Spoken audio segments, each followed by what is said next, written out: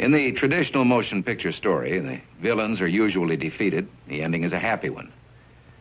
I can make no such promise for the picture you're about to watch. The story isn't over. You and the audience are part of the conflict. More human beings were slaughtered in the 20th century than in all previous centuries combined.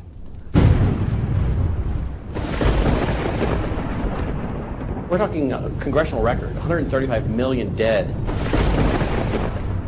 Their entire purpose was to detach our culture from any moral anchors whatsoever. You look at the changes in America since 1960, perhaps. The whole culture's been transformed. They're coming out of the belief that the village should raise the child. The village means the government. They have deliberately destroyed the American family, understanding that's the foundational block that builds a society. We've come from Norman Rockwell's America to Hugh Hefner's America. If we lose the Judeo-Christian framework, we're lost forever. The left wants you to think that the cultural changes that have taken place in America since the 1960s have done nothing but progress us forward toward a brave new world. They look at what holds society together, they understand it, but they don't want that. They want change, and they will subvert and rot every good and decent thing we believe in, because they have a vision for a new society, and that must mean the replacement of the old society. This film will show that the brave new world they seek is nothing more than the failed policies and ideologies of the communism that enslaved over a third of the world's population during the 20th century. It will show that most people on the left aren't communist, just the useful idiots Lenin spoke of, being used to promote a socialist agenda, which is the first and necessary step toward communism. They basically try to say that the state itself is ultimate, that there's nothing, no law higher than the state, and if there's no law higher than the state, there's no appeal against it. History has proven beyond any doubt that the free enterprise that freedom produces provides more for anyone willing to work than any other system. So why would the left still be pushing their socialist agenda on us? I mean, it's really just microwave communism. There's only two possibilities. They're either ignorant or they're evil. From my investigation over the last 2 years into what has caused America's drastic decline, I'm sorry to say the left won't be able to use the ignorant card. They've left too much evidence of their agenda in their books, articles, and speeches. No, America has an enemy that is getting very close to accomplishing its plan of destroying the greatest country in all world history. Once people figure it out, they're going to do what people everywhere do. They're going to start protesting, and they're going to start revolting. And when that happens, that's when the powers that be feel threatened, and they use the power that they have.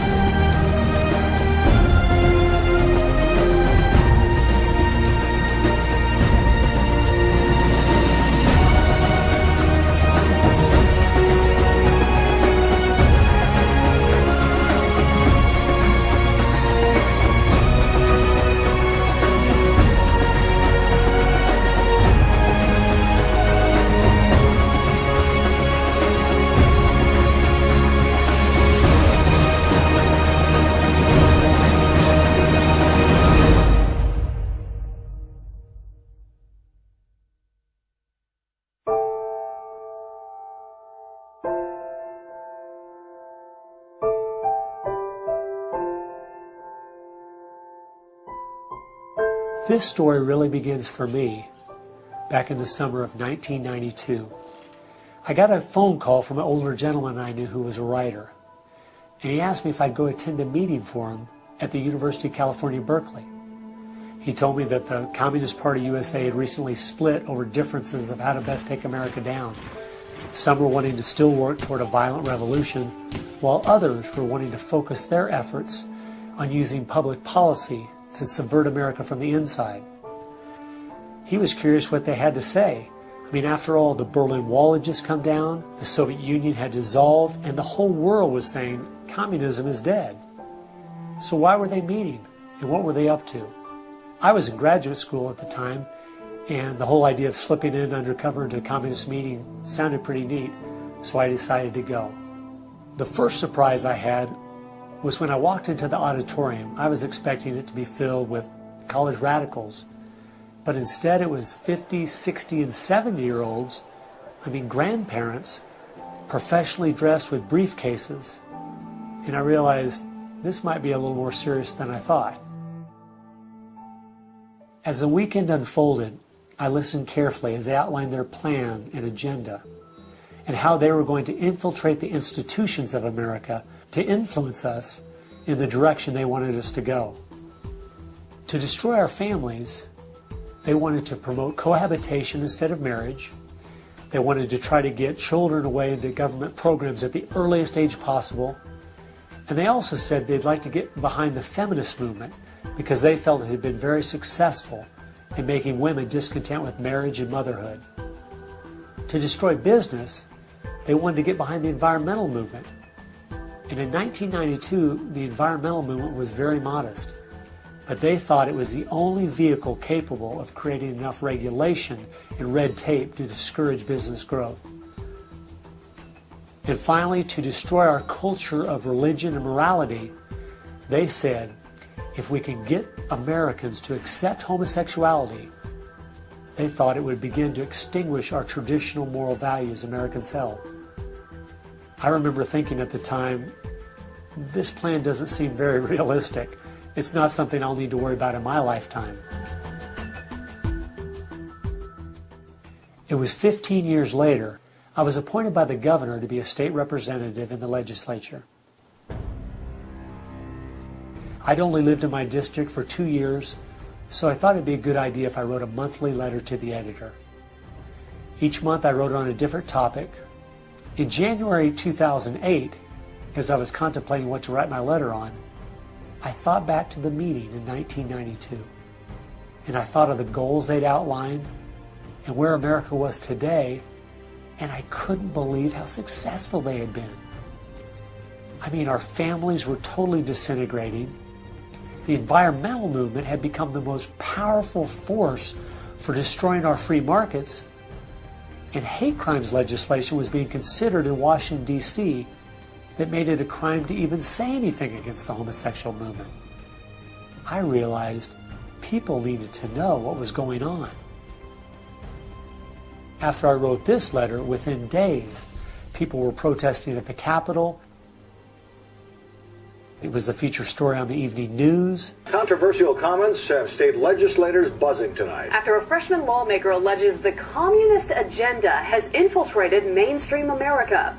It's the big story, live at 6. And over 40 letters to the editor had been printed in response to what I'd said.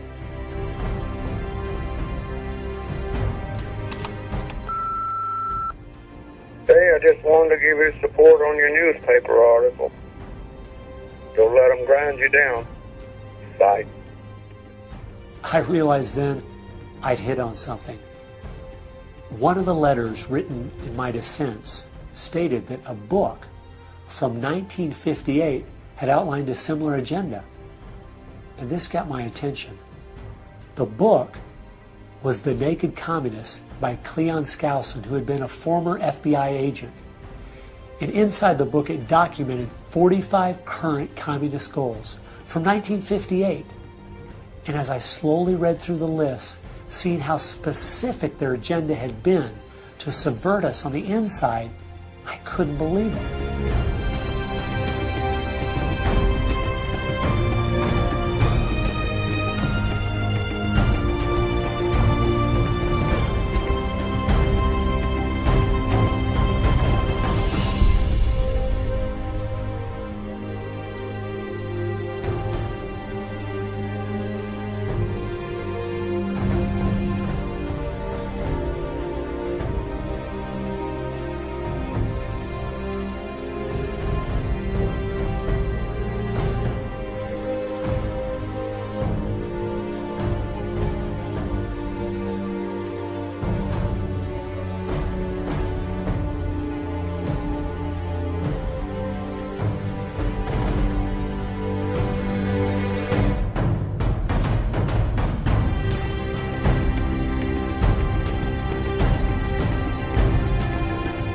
they'd accomplished almost every single one of them, and nobody seemed to be noticing. For at least the last 50 years, they'd been working actively behind the scenes, in the shadows, trying to move our people and our culture in a direction that was designed to destroy us.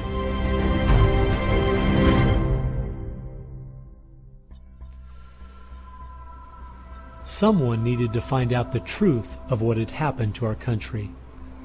Could all of these very specific goals have been accomplished by accident? Or was there something there, under the surface, intentionally rotting away America's culture? I decided to go and get the facts from some of my favorite writers and speakers around the country. These are a few of the questions I asked them.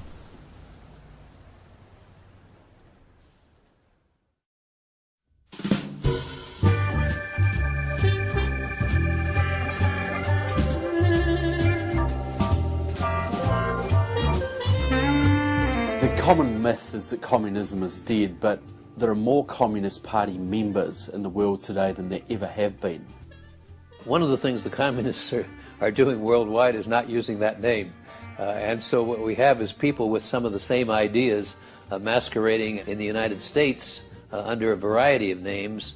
They're even trying to get away from the word liberal to describe them, and they're trying to call themselves progressives. If you go to the American Communist Party website, all of the programs and policies they support are progressive.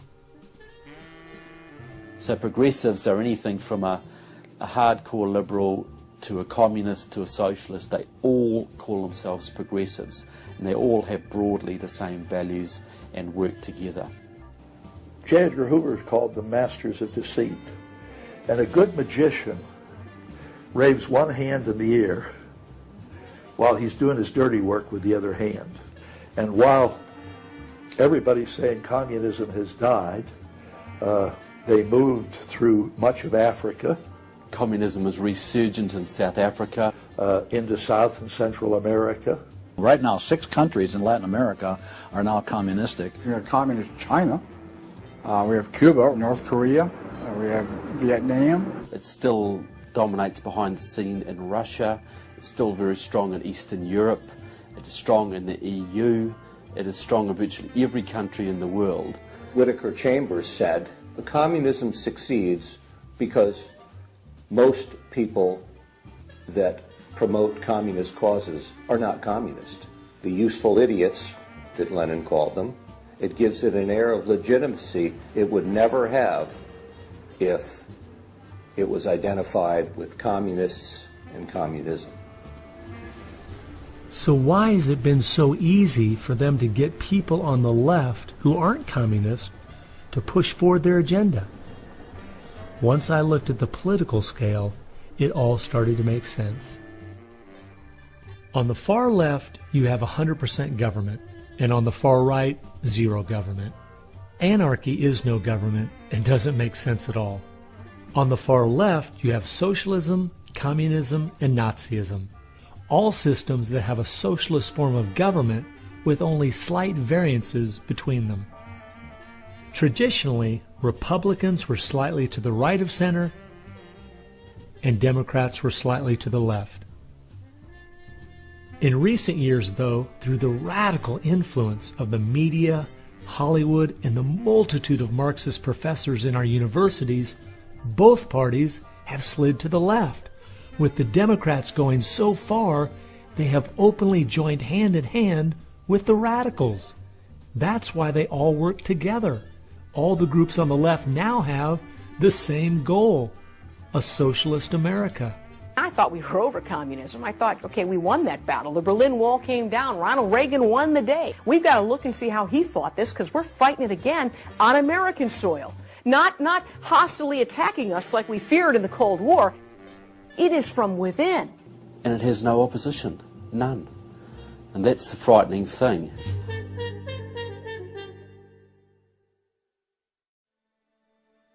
I think it's pretty clear to see communism isn't dead. They now disguise it by calling it different names, but the ideas behind it are alive and well. Almost 1.5 billion people still live in openly communistic countries. But unfortunately, most of us in America who are under the age of 50 have no idea what communism means to the people who live under it. So my next question was, what's so bad about communism? Communism is so evil. It's a completely tyrannical system. The whole history of communism is one of mass murder. Tens of millions of people brutally murdered by the communists. The mass murder of more people in times of peace in all the wars of history combined. Each of those countries where they have taken control, millions have been murdered. When you're asking for what is the legacy of Marxism, it is the greatest killing machine in all of human history. We're talking a congressional record, 135 million dead due to communism. I think the real number is probably, when you add in abortions, over 500 million. The rulers lived rather well, and at the same time you had all kinds of people who were enslaved, put in prison, oppressed, so you had really the opposite of what they claimed was going to be the result of their revolutionary activities. You would think that if the 20th century was the most murderous of centuries, everyone would say, let's find out why. And the truth is, you can't even ask the question. It is verboten to ask the question because the ideas that brought about that mass murder are still being taught in our public schools today. I think one of the reasons this has happened is because there's so much confusion surrounding the word communism. Technically speaking, communism is simply the final phase and goal of socialism. And socialism is best described by two words: big government. Government controls almost everything, and they use this power to take things by force from one person and give it to another. The liberals in America sincerely believe that this isn't evil at all. It is what will finally make things fair and just. There's only one problem that pulls some of us away from this wonderful utopian vision: history. From history we see that whether it was Hitler's National Socialism or Stalin's Soviet Socialism, socialism by whatever name and in all its forms is the ultimate evil.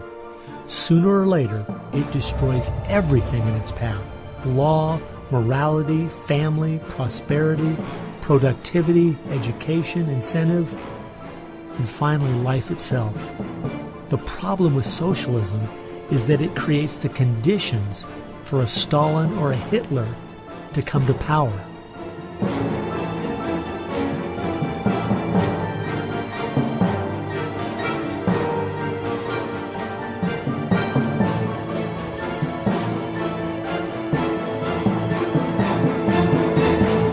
And that's why communism has such relevance today. It's the final destination on the road we're traveling.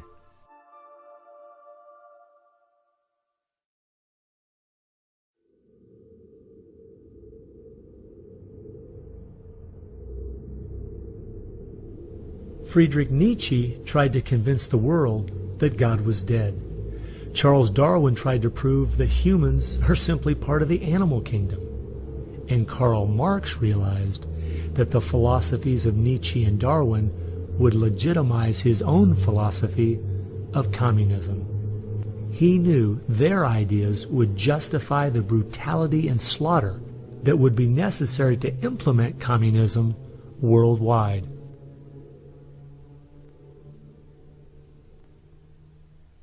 It was in March of 1883, Karl Marx, the father of modern-day communism, died.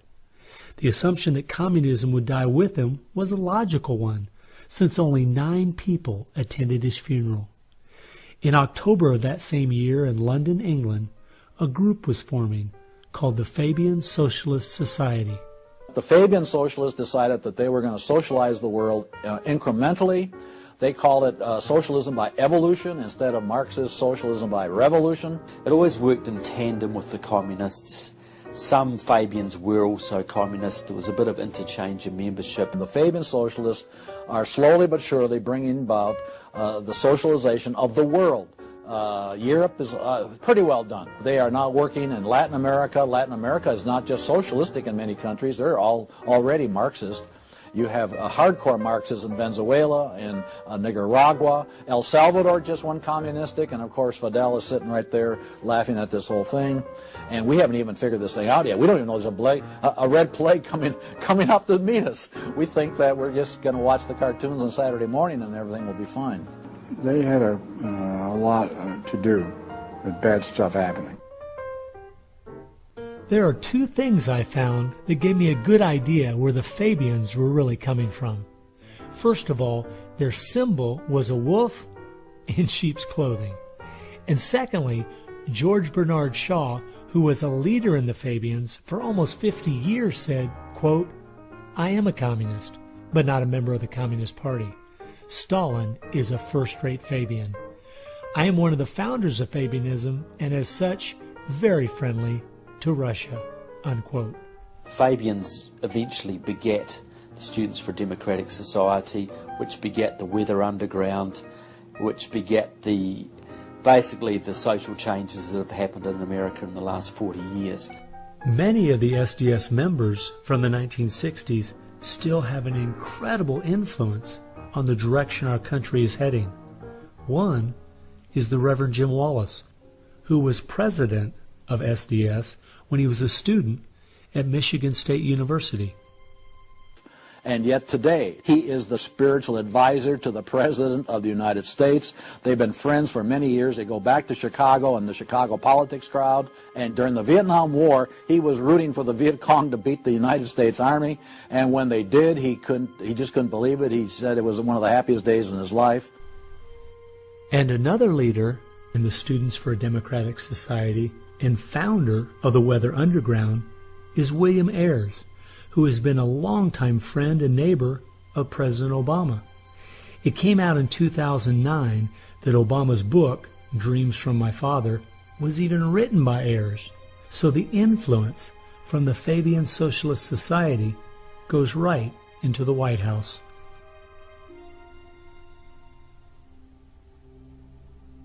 The next group I found that has seriously impacted America's culture is the Frankfurt School.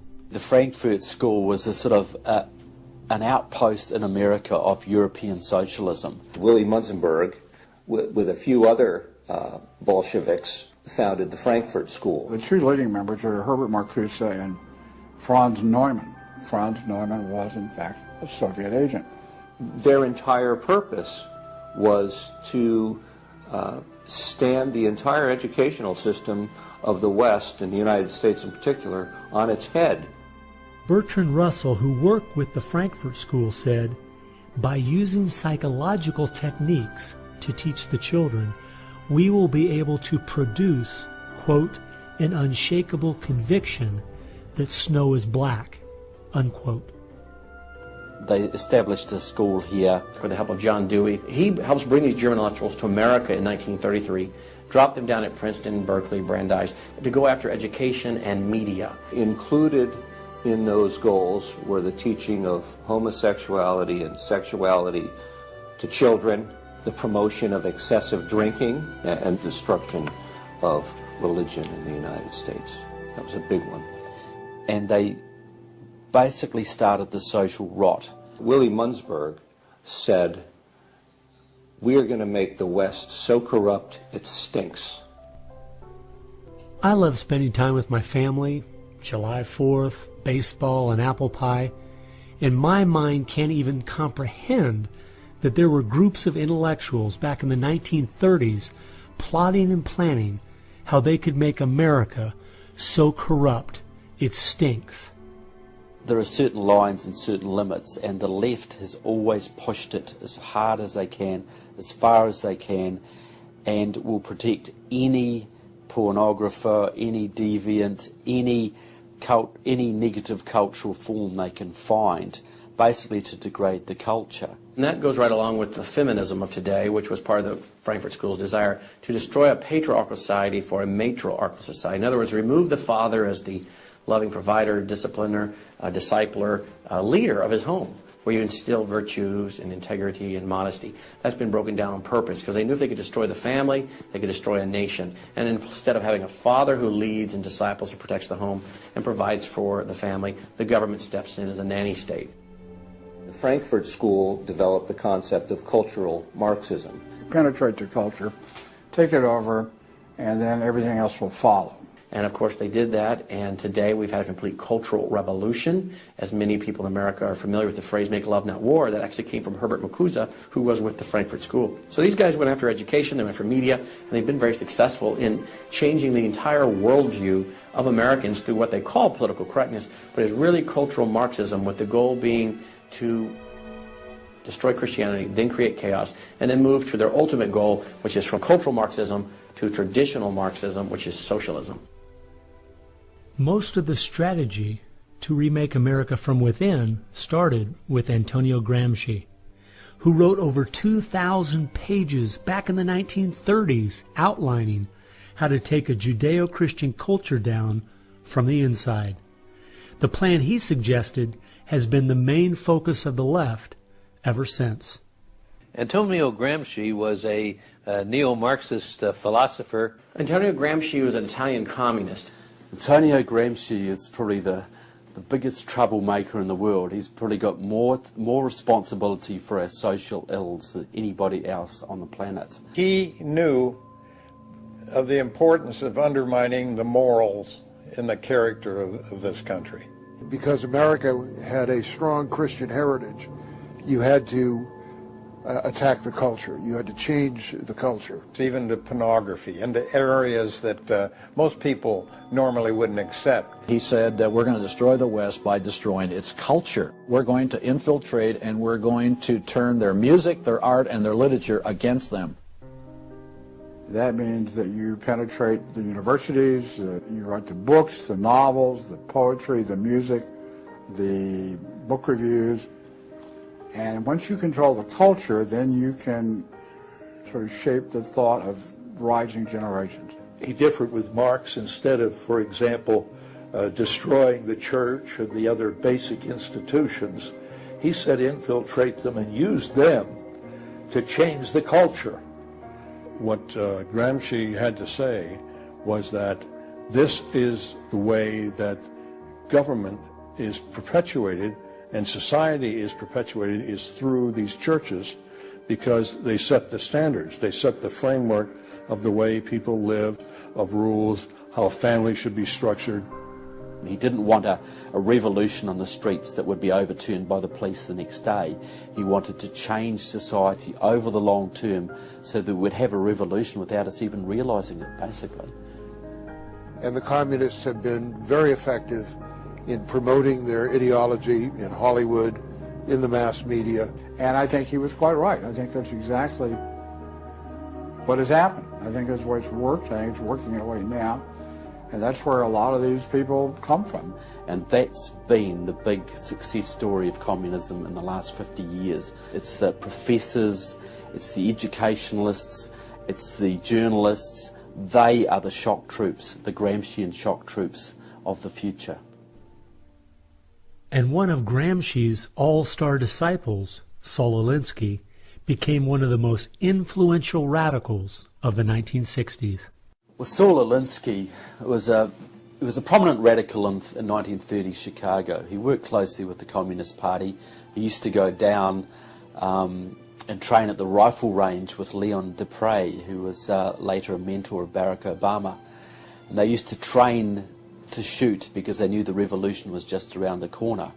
But that didn't come, so he got a bit more subtle.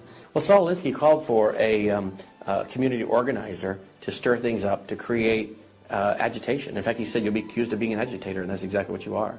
He wanted the haves and have-nots fighting with each other. It wasn't until I was watching an old film from World War II that I realized what the left has been doing in America to pit the poor against the rich, blacks against whites and the young against the old, is the same tactic Hitler used to disunify Germany. You see, they knew that they were not strong enough to conquer a unified country. So they split Germany into small groups. They used prejudice as a practical weapon to cripple the nation. Remember that when you hear this kind of talk. Somebody is going to get something out of it, and it isn't going to be you. And they use the conflict as justification for more government to stop the chaos. So they create the chaos, and then they step in as a solution to the chaos. And as Francis Schaeffer said, once this chaos comes, most people will willingly give over to an authoritarianism because they don't want the chaos. His book was kind of the field manual, if you will, for these activist organizations. Which President Obama studied and taught at a workshop for 4 years in Chicago as a community organizer for Acorn. As I was reading through Rules for Radicals to see where he was coming from, I just happened to take a look at the dedication in the front of the book. And this is what I saw. Quote, "Lest we forget at least an over-the-shoulder acknowledgement to the very first radical, the first radical known to man who rebelled against the establishment and did it so effectively that he at least won his own kingdom. Lucifer." Unquote. Saul Alinsky from Antonio Gramsci has had an incredible amount of influence on our president and on our society, and he dedicates his book openly to Lucifer, Satan. I think that says more about where their ideas and plans are based than anything else. You asked what Saul Alinsky's impact is on the leftist movement today, and it basically defines it. It defines it. Saul Alinsky took the best of Gramsci and the best of the Fabian socialist ideas, combined, repackaged, and sold them to the 60s radicals. After studying Alinsky, Richard Cloward and his wife, Frances Fox Piven, came up with what is today known as the Cloward-Piven strategy. Now, their idea was basically that to destroy society or destroy capitalism per se, they needed to overload the system. The idea was to get everybody you possibly could on welfare, to get everybody you possibly could basically milking the system in some way or another. It was called the crisis strategy, and it became very well known by activists and radicals in the 60s. They published an article in the May 1966 issue of Nation magazine called The Weight of the Poor, in which they outlined their strategy. Rathke read that article, and Rathke ended up starting what we now know today as Acorn. And of course, Cloward and Piven had been studying Saul Alinsky. So Antonio Gramsci gives us Saul Alinsky. Saul Alinsky gives us the Cloward-Piven strategy, this husband and wife that said, hey, let's collapse the American economy by implementing so many entitlements, so much of a welfare state at collapse. Rathke studied the Cloward-Piven strategy. He starts Acorn. And of course, Acorn gave us Obama. And to show what a small world it is, Wade Rathke, who started Acorn, was the draft resistance organizer for SDS, the group the Fabians started. They've used that strategy ever since to expand voting rolls, to expand welfare rolls wherever they can, basically just to overload the system, to increase the tax burden on the middle class, and basically bring capitalism one step closer to destruction. I guess we shouldn't be surprised that we still have open borders, that so many people are dependent on the government, and that the left keeps pushing these programs when all they've done is tear apart the black families in America and create generational cycles of poverty. The last group that has worked alongside the Fabians and the Frankfurt School using Gramsci's approach is the Communist Party USA. Probably the most important book on this subject is called Towards Soviet America by William Z. Foster. William Z. Foster was the head of the Communist Party himself. He ran for the President of the United States in 1932, but in the book, Towards Soviet America, he literally lays out chapter by chapter by chapter what is entailed to bring about a USSA, not just a USSR. Two of the movements they started in America have played a significant role in tearing apart our families, in breaking down our morality. Betty Friedan is credited with really starting the feminist movement in this country. The purpose really was to attack full-time homemakers, to get them out of the home, to make them think they live dreary lives, to make women feel they are victims. It's the science of victimology. And that is so unfortunate, because the American woman is the most fortunate class of people who ever lived on the face of the earth. And to try to tell them that they are victims of an oppressive, unjust patriarchy is just a grievous lie. But unfortunately, they are teaching young women that and have been doing it for many years. While Betty Friedan was pushing her book, Feminine Mystique, she implied that she was coming from the point of being a frustrated housewife herself and just wanted to be a help to other women. But later in the 1990s it came out she was in fact a radical propagandist for the Communist Party and a staunch supporter of Stalin. So when she had described the American family as, quote, a comfortable concentration camp, unquote, it wasn't because of her experience at home, it was because she was just doing her part to dismantle our families. I'm a student of communism, and the communists set up various groups and various societies. Their society that they set up to promote homosexuality in this country was called the Mattachine Society. And it was founded by Henry Hay, a leading member of the Communist Party. So since I was studying communism and teaching on the issue of communism, you just follow leads, and all of a sudden you realize, what is this Mattachine? I've never heard of this Mattachine Society. Well, it was Henry Hay's organization set up to infiltrate the culture of the United States to make homosexuality normal. It's always been a movement dominated by the left. It's all these so-called isms. You will find there's a communist or a socialist behind every one of them, and you'll always see their targets. It's basically the traditional family unit. The war is still against the family. If you go back to the Communist Manifesto and read Karl Marx carefully, the war is against what they called the bourgeois family, which was really the biblical family, father, mother, and child. They want to plow through marriage. They want to change the very definition and meaning of marriage, because their open door to engineering society in this utopian way is blocked by the very values of our Christian civilization that's taught through marriage.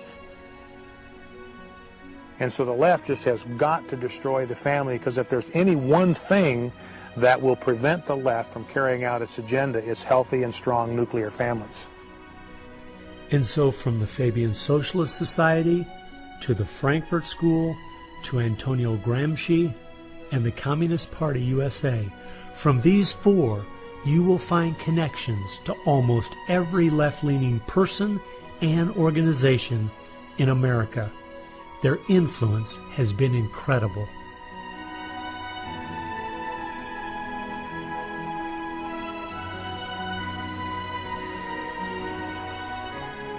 It was in the 1960s all the groups on the left seemed to realize Antonio Gramsci was right.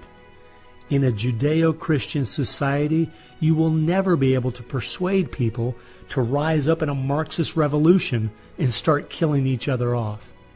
The only way to take the culture down is through penetrating the institutions of influence to change the people from within.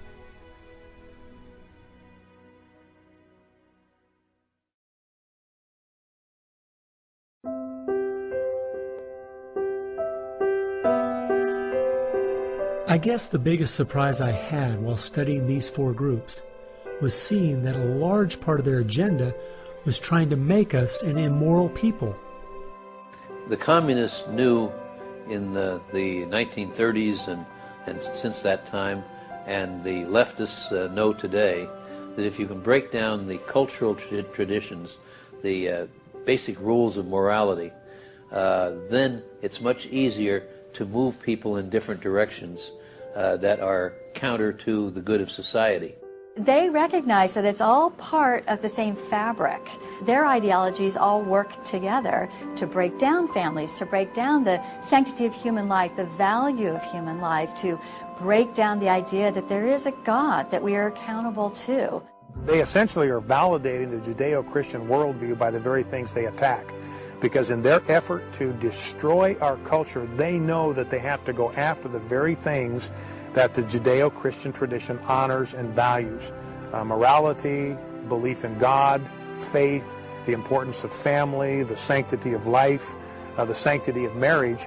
It's amazing our enemies could see our morality was our greatest strength. And yet so many Americans don't seem to get it. Morality is simply having the character to do what you should do instead of what you have the freedom to do. And that's the only way freedom works. A people cannot be given freedom without morality, or they will self-destruct. And that's what we see happening in America today. The bottom line is freedom and free enterprise are simply fruit on the tree of morality. Our founding fathers clearly understood this principle, and so do our enemies.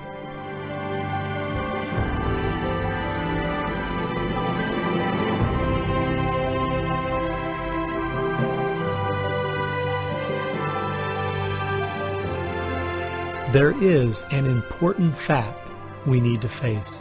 If we had Ronald Reagan as president, low taxes, and a strong national defense, the ship certainly wouldn't be sinking as fast as it is now, but it would still be sinking. A booming economy doesn't take care of the major problems we face. 50% of all marriages end in divorce. 40% of all children born out of wedlock. Over 3,000 women a day aborting their babies. 19 million new cases each year of sexually transmitted diseases. Schools that teach the children everything is relative. There is no right or wrong. And the list goes on and on. I recently read in our local paper that over the last 12 months, almost 7% of all high school students in my state tried to commit suicide. Our society is falling apart, whether we want to admit it or not.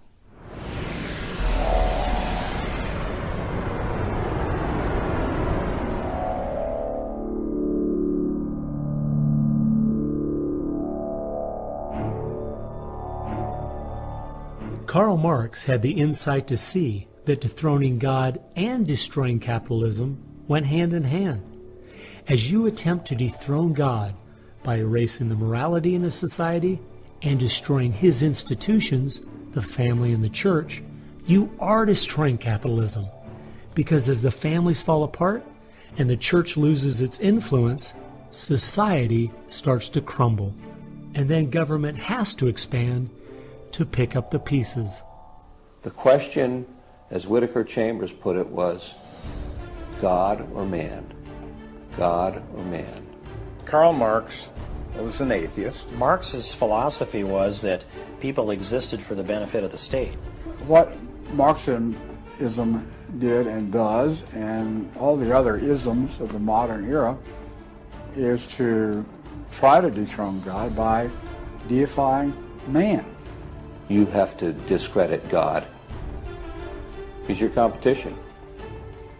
The 20th century ushered in several ideologies that sought to devalue God and elevate man. Communism, relativism, humanism, they all deny that there's a God, and they claim that by doing so they're really elevating man. But if you look at how each of those philosophies end up working out in real life, there are always some classes of human beings that don't deserve the same value or rights as anyone else.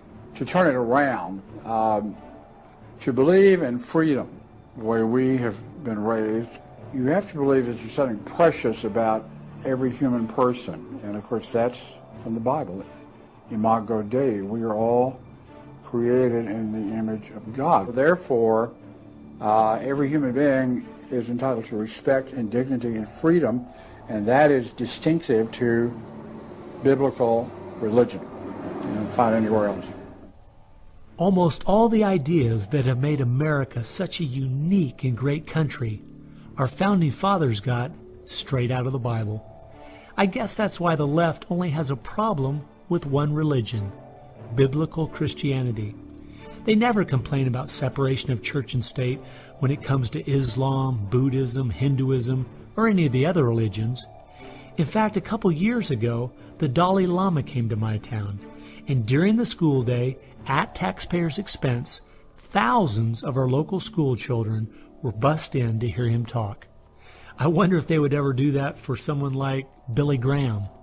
No, they must destroy the Bible's influence in America so they can step in with big government in its place. It's an age-old question. Are we going to believe in God, or are we going to play God ourselves? Essentially, for the left, the choice that they see very clearly is people are going to depend upon God or they are going to depend upon government. They want people to depend upon government, so they have to destroy faith in God. At its core, it's a rebellion against God and God's laws. And that's what the battle is about. That's what the assault is on. That's why Christianity is a target. And that's why we saw the gulags in the Soviet Union. We saw the concentration camps in Nazi Germany. And all the ideologies that elevate man end up devaluing certain human beings. Dictators of the left, Hitler, Stalin, Mao, Castro, and all the others, always have come to power by acting like they're going to change things to make it better for the people. Yet history has shown us the devastating results that have happened every single time. There is no example in history of big government that didn't abuse its power over the people. But people who have believed in the God of the Bible and that our rights are a gift from Him to everyone have always stood up for the preciousness of every human life. You look at those who have fought for true human rights throughout the ages, and it's those that do have a strong faith in God, those who fought against slavery, and those now today who are fighting for the sanctity of human life. Like the Declaration says, we hold these truths to be self-evident, all men are created equal. Aristotle didn't believe that. He said, no, some people are born to be slaves, and some other people are born to rule over them. And the reason that you and I know different, and it's not because we're smarter than Aristotle, he was a smart man. But we have something he didn't have. We have the Bible. And so, therefore, that's where we get these ideas. And from pagan antiquity or neo-paganism or all the modernisms, you get the opposite. After studying this topic for the last 2 years and reading literally hundreds of their books and articles and speeches, I've come to the conclusion, whether the left knows it or not, their plans and goals can all be summed up very simply. They are at war with God. A people that are moral and believe their rights come from God would not only never want what they're selling, but would also never need it. And they know that.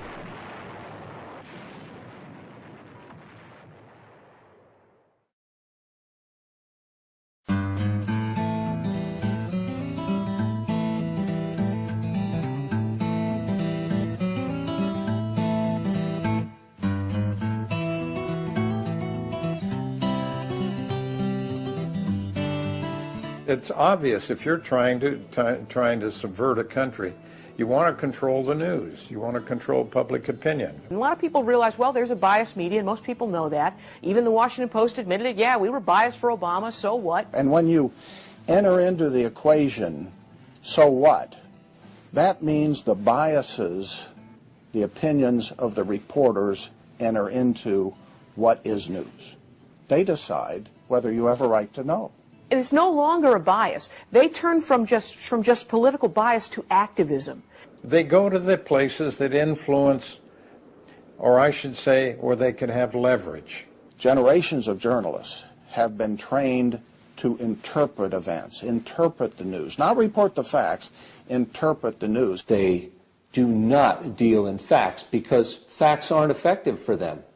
They have very few facts on their side. They've gone into and penetrated these major areas to where they can influence it in the direction they want to go. We've seen a massive shift away from old-fashioned objective news reporting to what he called interpretive reporting, what others call advocacy journalism. And it's advocacy for a cause. And as a result, we have a news media in the United States that is extremely liberal at the present time. Which was a major, major goal, to control not merely the newsprint, but the television media and Hollywood. Stalin said himself, if I could control Hollywood, I could rule the world.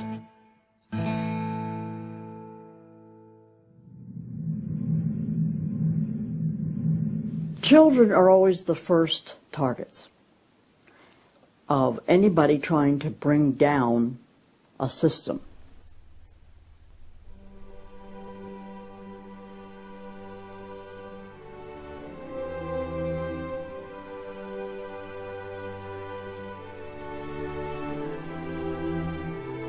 John Dewey is believed to be the most influential man in the whole area of public education. He went to Russia in 1928 to help study the Karl Marx way of education and bring it back to America. Dewey was an atheist. He was a socialist, a humanist. He was part of the Socialist Society in America, helped found that. What he believed in was that education should socialize the child to make him a willing tool of the state. It might be surprising to some that the man who is still idolized as the father of public education in America is the very man who did everything in his power to dumb down our children so that they would willingly accept his vision of a socialist America. It started with Dewey in the early 1900s.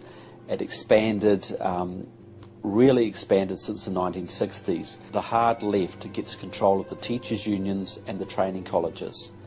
If you've got those two institutions, you can pretty much dictate all educational policy. The people who were demonstrating against our country and against our government in the 1960s have now become tenured professors in the universities. So they're the ones who are writing the textbooks, teaching the teachers, running the teachers' colleges.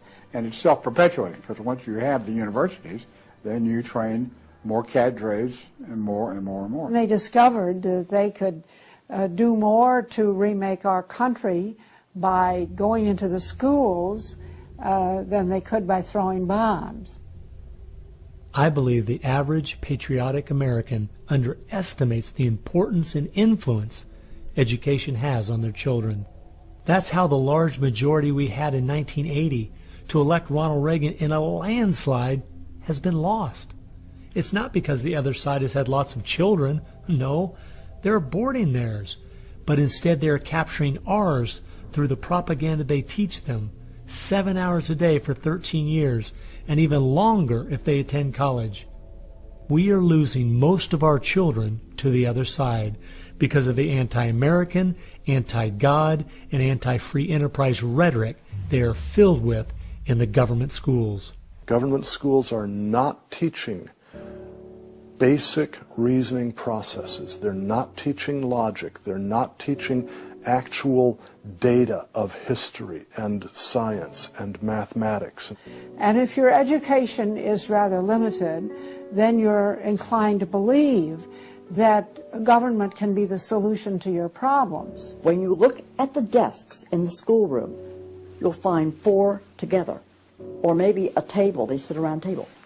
Independent desks are very rare in most classrooms because they don't want to promote the self-sufficiency, independence, mindset. You go back to William Z. Foster in his book, Toward Soviet America, you will see how he has a whole chapter there on how we have to supplant education in this country and ultimately force every student to attend public school. That's the other thing. I hope the homeschoolers catch on to this. The homeschoolers and the Christian day school movement are going to have some very rough times ahead of them because the public school crowd cannot afford to have any competition.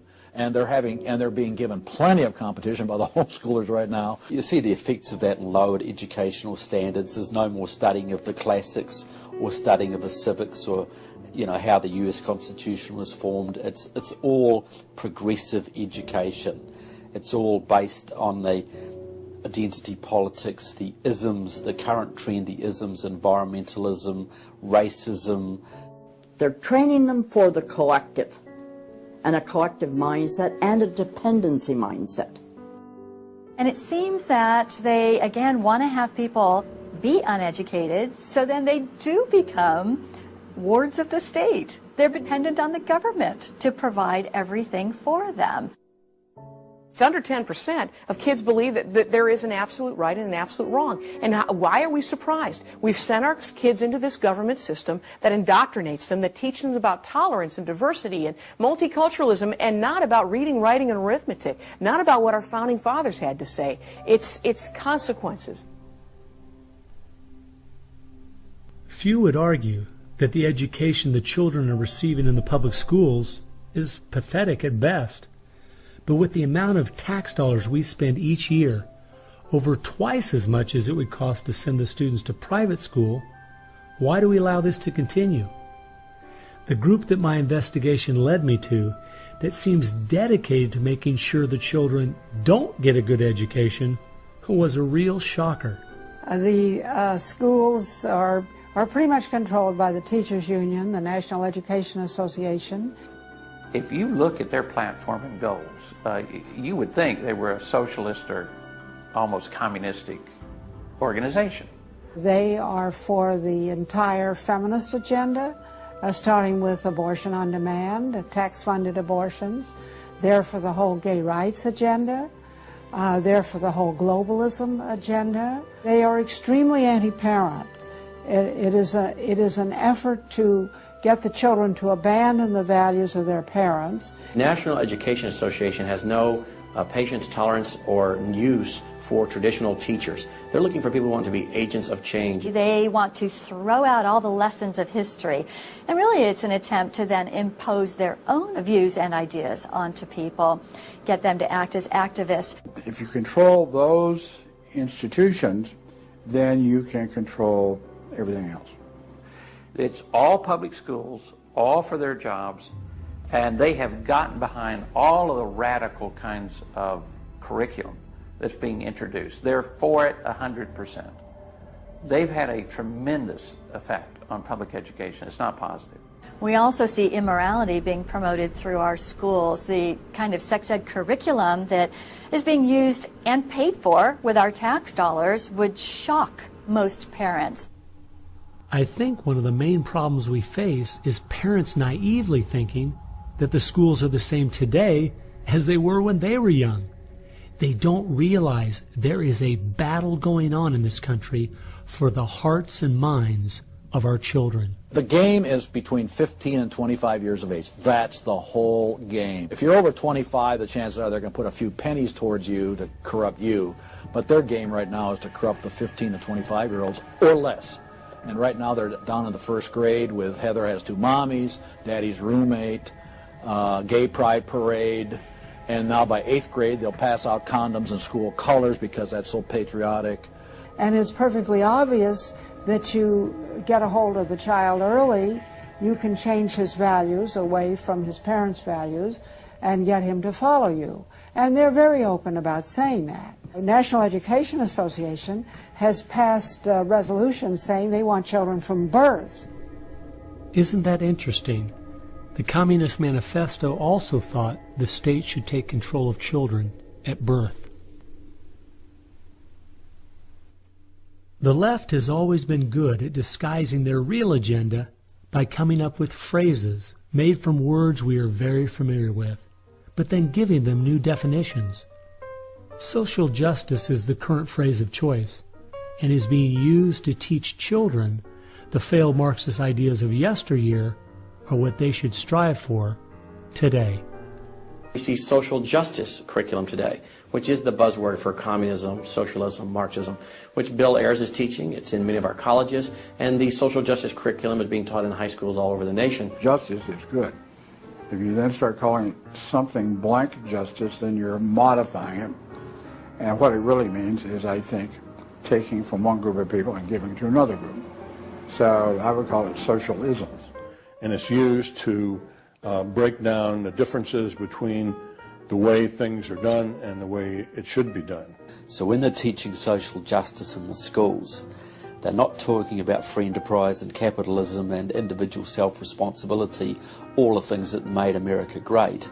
They're talking about the things that made Europe and the Soviet Union and China so bad. The longer we allow our schools to teach the children that America has so many faults it's not worth saving, instead of the fact that even with its faults, it is the greatest country that has ever existed, the less chance we have of ever turning our people back from the dead-end road we're currently on, a road that promises to give us a perfect world if we'll only give up our sovereignty and our freedom. You're going to find more and more of the following. This is now called a world pledge. We no longer want the Pledge of Allegiance to the flag of the United States of America because that is considered nationalistic, and of course the socialists, communists, and the Marxists and the extreme left wing in the country want nothing to do with it. I pledge allegiance to the world, to care for earth, sea, and air, to honor every living thing with peace and justice everywhere. This came out, first of all, in Superior, Wisconsin. So Superior, Wisconsin was their guinea pig, and there was very little said against it, and so it would then go to the next and the next and the next, and before long you'll have the whole school system standing up saying, I pledge allegiance to the world instead of I pledge allegiance to the U.S. The public schools right now, if you'll read Towards Soviet America, have nearly accepted every item that William Z. Foster said we needed to place into the public school curriculum. And we're seeing the results, you know. People are not as informed as they once were. They think in different ways, and they think in the way that the left intends them to think. Antonio Gramsci realized that if you can take over the institutions in a culture, you will be able to use those to influence society to create the socialist man you want. I think the most brilliant part of his plan was that he realized you could not only create a man that wanted big government to take care of him cradle to grave, but, and this is the genius of Gramsci, you could create a man that needed big government to take care of him cradle to grave. A man so dumbed down and so minimized in society, he wouldn't have the intellect or character to take care of himself. The reason this is so deadly for America is that once we have a certain percentage of the population in that category, our limited constitutional form of government is no longer possible because too many people won't be able to exist in that framework. We are approaching that tipping point rapidly.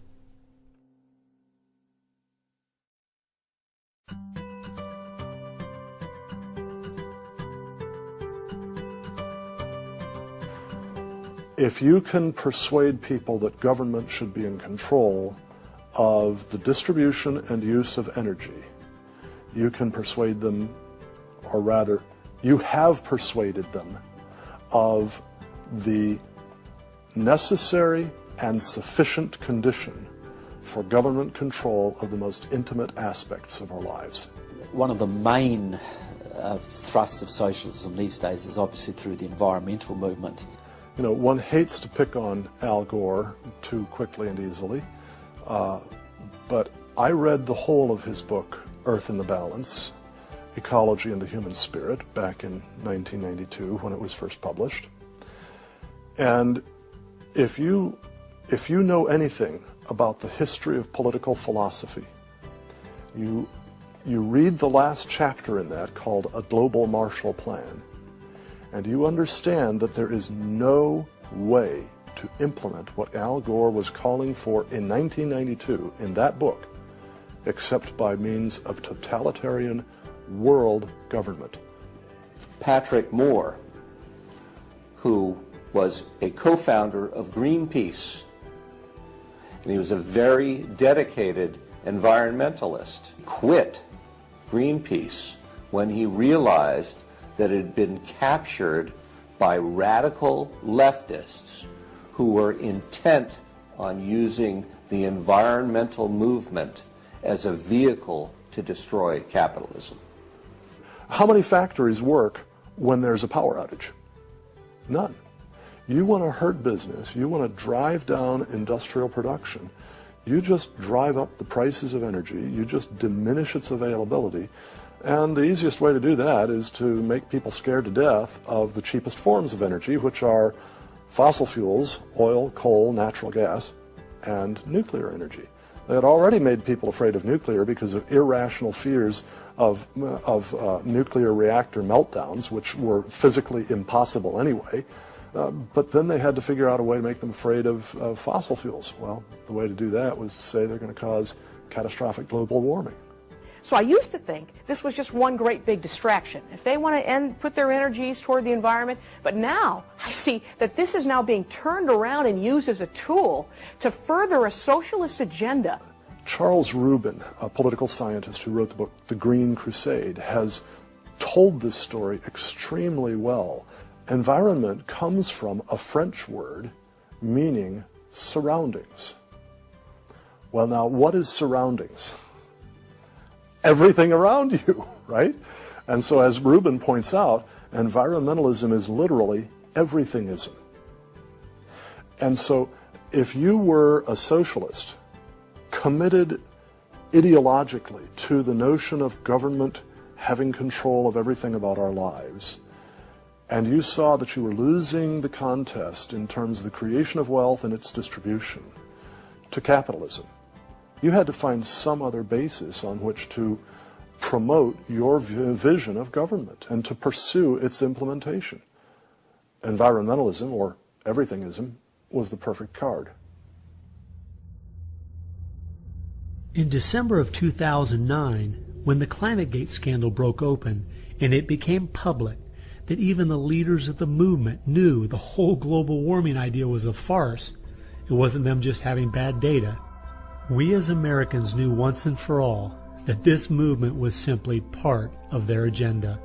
It's my guess that regardless of the evidence that comes out against them, they will not let this tool they have waited the last 100 years for go to waste.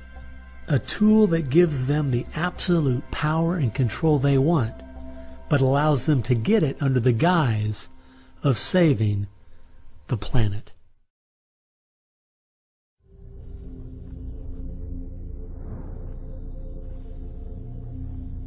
He was born of left-wing parents.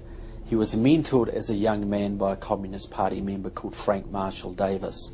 Now, Davis joined the Communist Party in Chicago, and he was very well connected there. So young Obama eventually wound up in Chicago, and he started working with the very same people that had been working with his friend Frank Marshall Davis. All of his associations have been with people that are way left of center, hardcore left. And he's doing nothing more than what is predictable based upon that background. The nicest word for his agenda is the socialist agenda, and we could go on down the line of the other descriptors of the types of an economy and a society that he's building. It's all the things that Gramsci wanted to use for social change. Yeah, he's the epitome of the movement. If you think there's no way that so few could be so effective, consider this. When the Communist Party USA split in 1992, the group that formed was the Committees of Correspondence, and it was their meeting I attended that summer at Berkeley. As I started researching that group, I saw that many of the same people who started or have worked with the Committees of Correspondence and its sister organizations were the same people who were involved with President Obama's campaign and administration. I found file after file on Trevor Loudon's website documenting with footnotes and photographs these connections. The radical left has been so successful they have persuaded the American people to put one of their own in the White House. Socialism and Marxism go together like Mary and Mary's little lamb. The general populace knows very little about what the socialists are up to. If you're going to find socialism, you're going to find the hardcore communists right behind it. One of the main avenues has been through what they call the Congressional Progressive Caucus. 20% of the US Congress are members of this organisation. They have chairmanships of most of the major House committees and are easily the single most powerful bloc in the US Congress. And virtually all of them are tied to either Democratic Socialists of America, the Communist Party USA, or other radical organisations. We're literally at this very time watching what's transpiring and has been going on from the Fabian socialist point of view from 1883 to the present. So these guys don't give up. And they're going at a breakneck speed because they know they've got an opportunity now to change America in a way that can never be changed back. And they're going for broke. The Bolsheviks, they're just waiting in the woods and they're just smiling like you can't believe. You just read the Communist Party USA blog and they just can't believe their good fortune. Every time they turn around, they just can't believe this is happening. They're like me. I'm a Christian conservative and I can't believe they've been so successful in doing this. The left has started multitudes of foundations and nonprofit organizations, many of which are using our tax dollars to grind America down.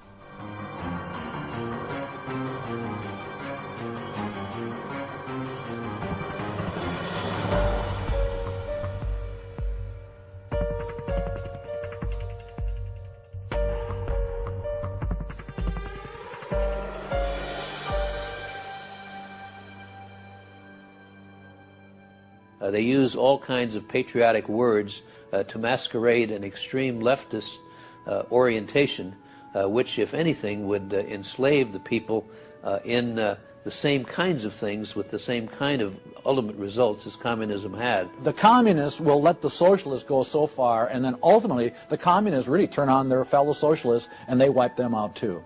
And their attitude, I think, is really probably pretty close. They figure, look, if these socialists betrayed their own country, the chances are, once we get in power, they'll betray us too. So they'll figure, let's just rub them out right now. And at a given point, you'll see in the history of communism that they've been very effective in rubbing out their fellow socialists who brought about their socialism before the Bolsheviks and the hardcore communists with a capital C took them over. One thing we do really have to recognize is this is a domestic enemy. This is not just people with different ideas. These are not just nice folks who have funny, silly ideas that they will eventually figure out are just not very mature. No, these people are dangerous, dangerous enemies, and they are intent on overthrowing this country and imposing a socialist system that will mean extreme hardship for the vast majority of people in this country. That's true with them constantly seeking to re-engineer society so they reach this level of utopian perfection. Where we, on the other side, we advance the idea that this is about the cause of freedom, and if it hadn't been for Jesus Christ, there never would have been a United States of America, because the inspiration for freedom drove our founding fathers. They were informed by their faith, and I believe guided by the hand of God.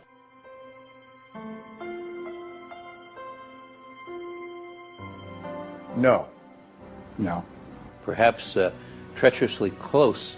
It is never over until it's over. When the fat lady sings, isn't that the slogan? And when the fat lady sings, it's over. Now, she might be clearing her throat. We saw the great country of Germany in the 1920s brought to its knees. Hitler came into power and destroyed the country. We see countries like Zimbabwe in Africa, which was once a prosperous breadbasket, now just wrecked. Argentina was destroyed by the socialist Perón in the 50s. It was one of the richest countries in the world. So, no, we're not at the point of no return, but it's getting pretty late in the day. There's no time to be casual, that's for sure. We've spent too many years thinking because we have Republicans in office or the stock market is doing well that everything's okay. This is why the left has gained so much ground. It doesn't matter who's been in office. They've just continued pushing forward with their agenda. Well, I believe this is our last chance to push back.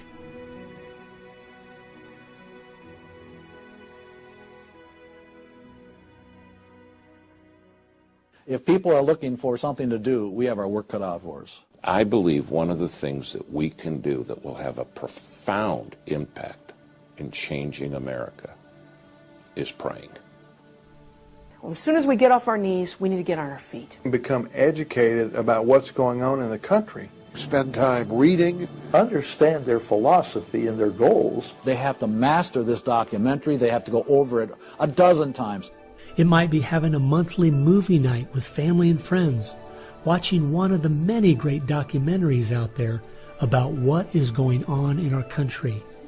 One of the things that I think people in the United States who believe in our country, believe in our values, can do, quite frankly, is stand up for those values, to make their views known. And there's times that you got to speak up, and you've got to call things what they are. We need to be willing to be criticized and to not be silent because of the criticism. It was Martin Luther who said, if we're faithful on all battlefronts besides, it's precisely where the battle's the hottest, then we're traitors to the cause. I like the quote by Abraham Lincoln, who said that silence makes cowards out of the best of men. And we got a lot of people that need to be speaking up right now.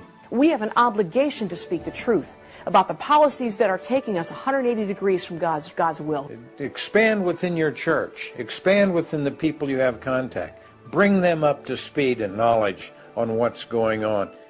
We need to organize those around us by simply mobilizing the unique groups of people we are in contact with and being their source of information.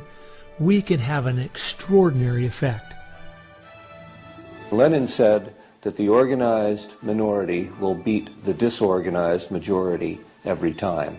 Why should we be buying products from companies that are going to fund organizations that attack our values? They need to be really smart in using the mass media. They might want to blog. Using the power of YouTube and that sort of thing to educate as many people as possible. A good YouTube video can reach millions of people. And if Susan Boyle can do it, why can't we? If you do the right kinds of things on YouTube that are creative and do them frequently, you can drive a message through society, influencing millions at almost no cost. We need to be the people who graciously but consistently make contact. And express to those folks we elected what we want them to do, and what we believe in, what we think is right. And if they don't follow those things, then we need to make efforts to get them out and get other people in that will. Pick the good ones and stick to them. Don't waste your time on people who won't stand up for their country. All the others are making contact. The people who really want to honor America need to make contact. We also need to be influencing our own families. We've got to teach our own children and grandchildren the difference between truth and error, why they believe the things they do, and the true source of America's greatness. If what we're talking about is true, the most important thing we can do is protect our young, because that is where all of this is leading. They need to get that younger generation under their belt. And more parents are going to have to say, they're just going to have to sacrifice and take responsibility for their kids' education, because that's really where it starts, to impart that belief. The Southern Baptists, we're seeing that 85% of their kids, after they get out of their home, are essentially rejecting their faith, rejecting what they were taught. And of course, I think the reason for that is because their parents didn't have a lot of influence over them. I believe the public schools are the greatest cultural influence in this country. You homeschool your kids or get them in a Christian day school. If there is any way at all, homeschool your children. Homeschoolers out-test everybody. Our children need to be taught from Scripture a properly biblical worldview. That requires time. It requires effort. It requires purpose. Our minds should be the sharpest minds in the world. We need to work within our family to educate our children on what kind of country they live in and build their faith, and then get involved. The left has been working for decades to push us away from God and His laws, and we need to be willing to sacrifice whatever it takes to turn our country back to Him. Throughout our history as Americans, though, there has always been a great price to be paid for preserving, protecting, and defending this great land. The people who built America paid a great price. The people who went to war for our nation, boy, did they pay a price. And one of the American values was, we will pay a price for what is right. We will give of ourselves, even if it requires the giving of our lives. That was an American value. That's why it is such a heroic and honorable thing when a soldier defending us pays that price. That's like when you go to Arlington Cemetery in Washington, or the Tomb of the Unknown. You stand there and you say, this is America. We were the people who so believed in these values that it's an honor to stand for, even if it can cost you your very life.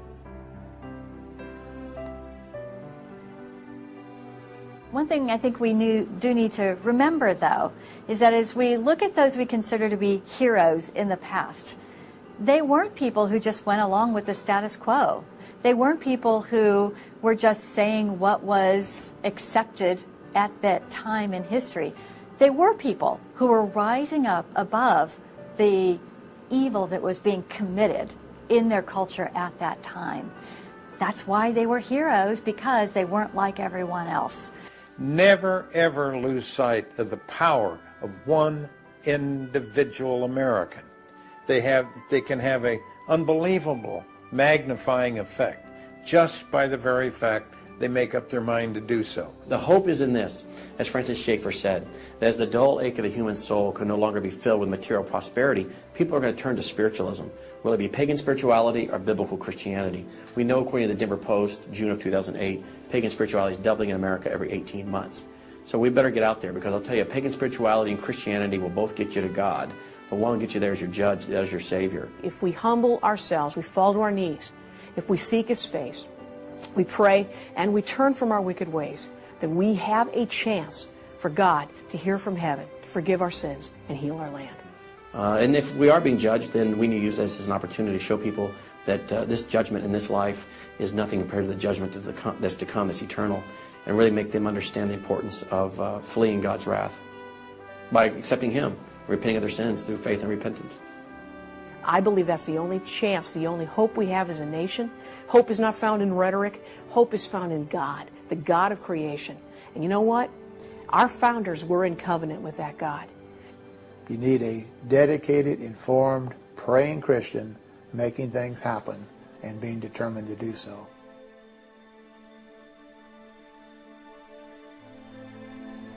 Time has only allowed me to present a fraction of what I found. The reason I called this film Agenda is because I wanted to make a clear distinction between what I was researching and all the conspiracy theories out there. The dictionary says a conspiracy is an evil plan formulated in secret by two or more persons, but an agenda is simply a list of things to be done. At every turn of my investigation, I have found agendas by people and groups of the left outlining their plan in their own words. They've been doing most of this right out in the open. Some of you might be thinking, these Marxist ideas aren't the most serious threat we face. What about militant Islam, our open borders, the national debt, or even China? Well, I agree. America is facing so many serious threats right now. But the reason I believe this is the most dire is because it's destroying us on the inside. Through the political correctness and dumbing down, it's causing us to lose our ability to call evil evil and stand against it. I fear for our country If we go along business as usual, not informed, not aware of what's going on, then the very small minority that have a plan and are great at organizing the uninformed and misguided will make sure their plan is carried out. I hope you realize it won't just be your children and grandchildren that pay the horrific price of living in the society they're trying to create. No, it will be far worse than that. Every time a civilization goes down or a country goes down militarily or economically, somebody else fills the gap. Now, if you look around the world now, it's going to be China, which is massively arming. You've got Russia, which is becoming increasingly belligerent.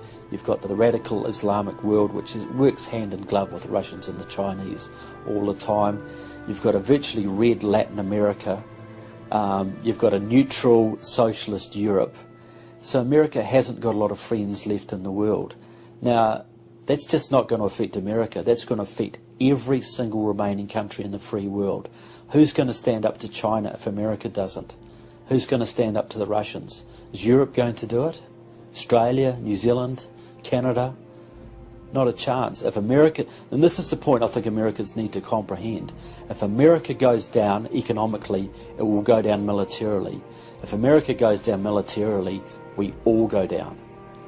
The free world is finished, and it will be finished for a very, very long time.